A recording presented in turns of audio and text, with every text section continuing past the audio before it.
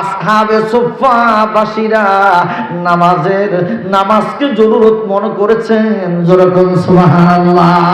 বন্ধুগণ আমার, যখন তারা জামাতে শরীক হয়ে নামাজে দাঁড়ায় যাইতেন, আসহাবে সুফফা বাসীরা হায় হায় এত দুর্বল, তারা এত অভাবী, এতটা অসহায়, দিনের পর দিন তারা অনাহারে থেকেছেন, না খেয়ে থেকেছেন, তবু নামাজ ছেড়ে দেয় নাই।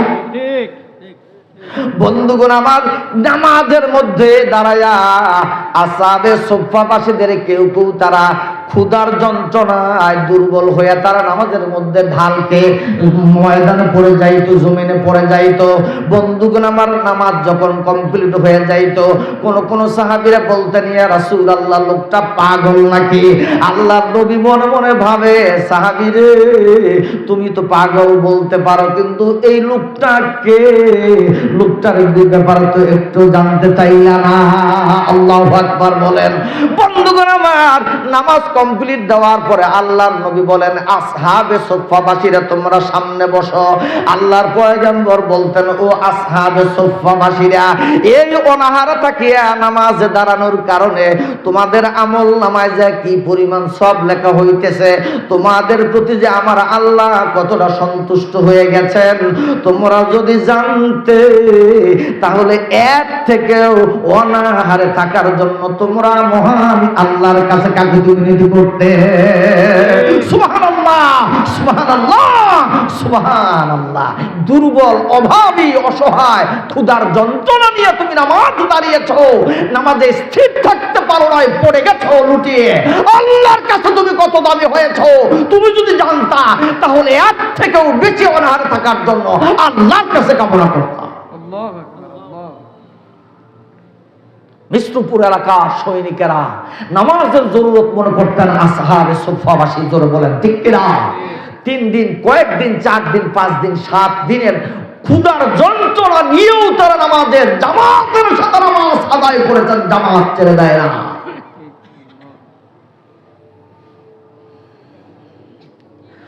বন্ধুগণ আমার, আপনারা বলতে পারেন নামাজকে জরুরত মনে করেছিলেন এমন আর কে আছে? আল্লাহর ওলি হযরত মুসলিম খাওলানী রাহমাতুল্লাহ আলাইহি নামাজকে জরুরত মনে করতেন। জোরে কোন সুবহানাল্লাহ।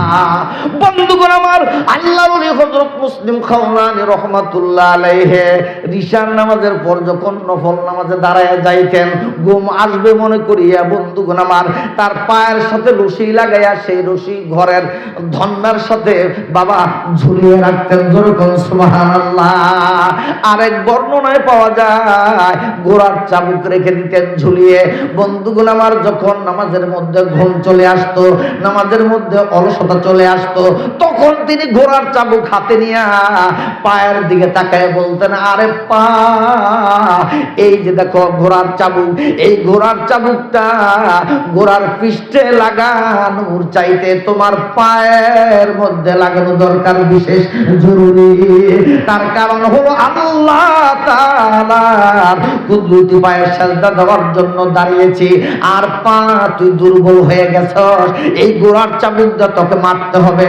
বন্ধুগণ আমার, ঘোড়ার চাবুকটা তার নিজের পায়ে নিজে পিটাইতেন। নামাজে দাঁড়াইতে তোর কেন অলসতা লাগে? জোরে বলেন আল্লাহু আকবার, আর জোরে বলেন আল্লাহু আকবার। বন্ধুগণ আমার, বলুন তো এই মানুষগুলা কেন আল্লাহর বেহেশতি হবে না? আল্লাহর নবী তো এমনি এমনি বলে নাই, মান আলিমা সালাতা, মান আলিমা আন্না সালাতা হাক্কুন, নামাজ পড়াকে যারা জরুরত মনে করবে, ওয়াজাবাত লাহু জান্নাহ, কিয়ামতের দিন তারাই আল্লাহর বেহেশতি হয়ে যাবে। জোরে জোরে কোন সুবহানাল্লাহ, আর জোরে কোন সুবহানাল্লাহ। বন্ধুগণ আমার, নামাজ পড়াটা জরুরত আছে না নাই? এইভাবে যদি জরুরত মনে করেন নামাজটাকে, তাহলে আমার আপনার নামাজের ত্রুটি বিচ্যুতিগুলো আল্লাহ এক সময় ক্ষমা করে দিবেন। নামাজ পড়াটাই যে জরুরত, এই বিশ্বাসটাই আমাদের অনেকের ভিতরে নাই। জোরে বলেন ঠিক কিনা?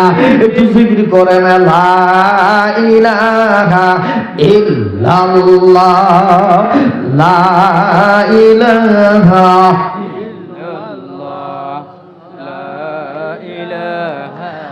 ইল্লাল্লাহ, জোরে লা ইলাহা ইল্লাল্লাহ, লা ইলাহা নামাজিরা আল্লাহর মেহমান বলছেন আল্লাহ কোরআনে। মারহাবা বলেন। নামাজিরা আল্লাহর মেহমান বলছেন আল্লাহ কোরআনে। বেনামাজি না ফরমানো, বেনামাজি না ফরমানো জ্বলবে তারা দুজকে। লা ইলাহা ইল্লাল্লাহ, লা ইলাহা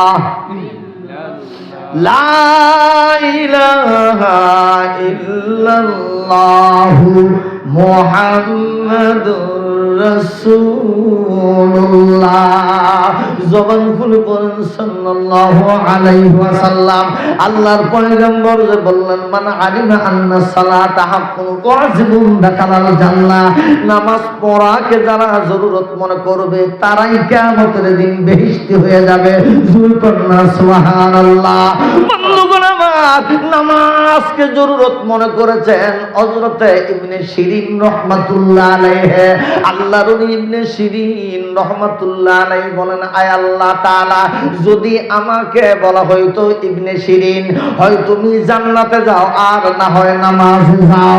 আল্লাহর নবী ইবনে শিরিন রাহমাতুল্লাহ আলাইহি বলেন, আল্লাহ তাআলার জান্নাতে না প্রবেশ করে আমি ইবনে শিরিন নামাজ দাঁড়ায় যাইতাম। জোরে কোন সুবহানাল্লাহ, আরো জোরে কোন না সুবহানাল্লাহ। আমি আল্লাহর বেহেশতকে গ্রহণ না করিয়া নামাজকে গ্রহণ করে লইতাম। তার কারণ হলো বেহেশত পাইলে আমি ইবনে শিরিন সন্তুষ্ট হব, খুশি হব, আর নামাজে দাঁড়াইলে আমার মহান আল্লাহ খুশি হয়ে যাবে। জোরে কোন ঠিক কিনা, আর জোরে কোন ঠিক কিনা। আল্লাহ ইবনে শিরিন রাহমাতুল্লাহ আলাইহি, এটা যদি তার বাণী হয় আমি নামাজকে গ্রহণ করে লইতাম, আল্লাহর জান্নাত গ্রহণ করতাম না। কারণ না জান্নাত পাইলে আমি নিজে সন্তুষ্ট হব, আর নামাজ দাঁড়াইলে আমার আল্লাহ খুশি হয়ে যাবে।